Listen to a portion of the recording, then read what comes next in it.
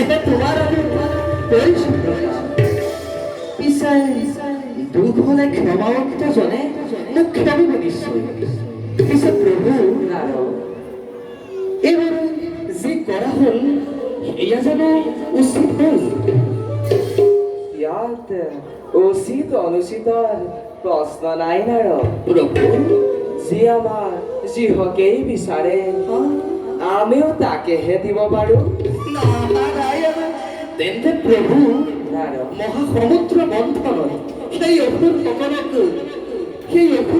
বৰ্ণিত নালাগে বুলি আপোনাক কোনে ক'লে প্ৰভু? নাৰদ প্ৰভু যদি অমিতেই বিচাৰিছিল তেন্তে আমাৰ নাৰী ৰূপ দেখি তেওঁ মোগল কিয়? প্ৰভু স্বয়ং ঈশ্বৰেই যদি নাৰীৰ ৰূপত পहुঁচায় অসুৰসকল নাজানো প্ৰভু। অৰ্থটো পৰিষ্কাৰ প্ৰভু। সেই অসুৰসকলক মহিমাৰ বাবে তুমি নাৰীৰ পৰিৱৰ্তে অন্য ল'ব পাৰিলাহেঁতেন প্ৰভু। আচলতে তোমাৰ এই নাৰীৰ